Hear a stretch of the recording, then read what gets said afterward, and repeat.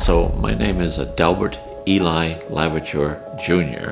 Everybody calls me Del. I've been at Adhesive Applications going on 7 years, and I am the new product development scientist, which is the fun part because you get to do the hands-on stuff. I was a technical director at other companies for almost 20 years.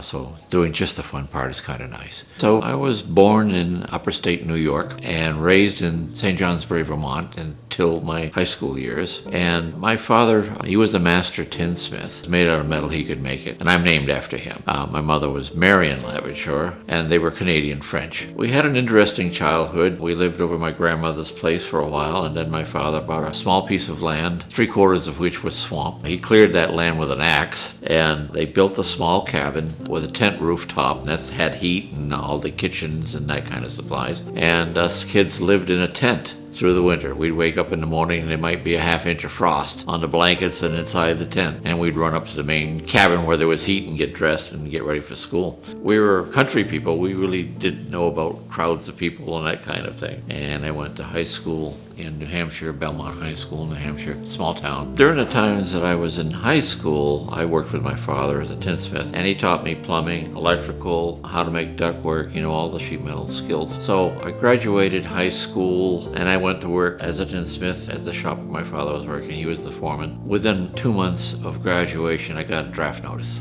See, I'm very dyslexic and I don't have high grades in high school, but I graduated. And I went to the Army recruiters and they said, "Oh, the only thing you're qualified for is to be a truck driver." And I said, "Nah, not happening. I see this pamphlet here for being a Green Beret." And I said, "Just put me on the path to being a Green Beret. What's involved?" And so I enlisted in the Army.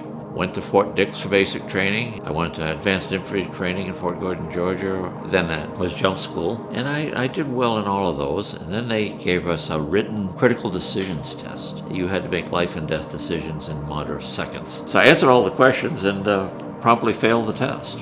So I went back and was finishing jump school, and all these guys came out in civilian clothes, knew everything about me, I guess, and said, "You're taking this test again, and you damn well better pass it." So this time it was a video test, and it wasn't written. I guess they figured out I was dyslexic by that time. They said I passed the test, but I don't think I did. And they sent me to Special Forces training. 18 months later, I had passed Special Forces training. We were going to be assigned overseas. They were the Special Operations Unit out of Thailand, and this particular mission was to assist in the training of Thai Rangers. We ended up deep in the jungle with local indigenous personnel. The people in this village, some of them had never seen electricity, and I had a small generator that would light a 12-watt light bulb. So I would light the light bulb at night, and people would come from very far around and sit and watch the light bulb. And they would say, "Well, how is that light bulb lighting?" I said, "There's a fire inside." And they would look at me really strange. And then they would come back and they would look at me and said, "Okay, is there fire inside? Where's the smoke?"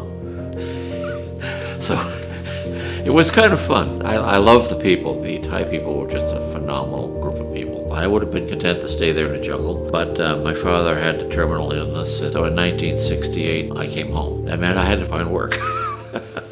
There was no training on how to get back into civilian life in those days. It was an advertisement in a paper for a tape company. And in those days, there were a lot of 8-track tapes around. I said, "Oh, this could be nice. It's music, it should be a fun job." I went through 4 8-hour interviews. It wasn't music tape, it was pressure-sensitive tape, which I knew absolutely nothing about. So the product manager hired me as his assistant, and they assigned me to the lab to learn about tape and how to test it and how to make it and so on. And I studied under Dr. John McElroy for like 3 years in their lab.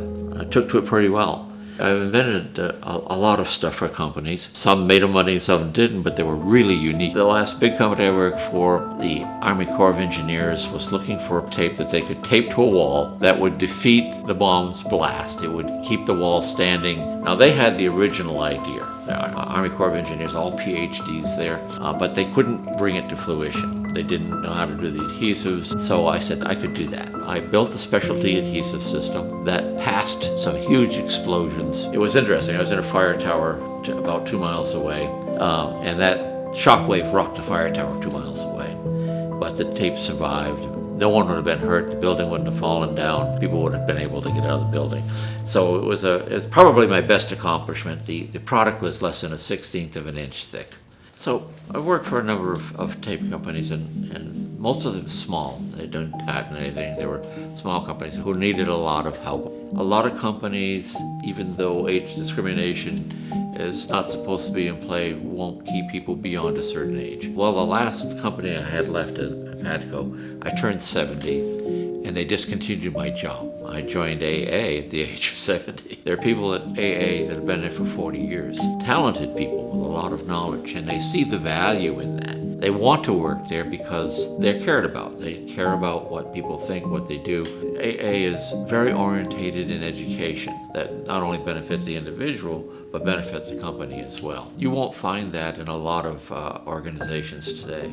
I have not seen that anywhere in the last 50 years that I've been doing this work. That's why I'm still there. And I love to invent stuff, so.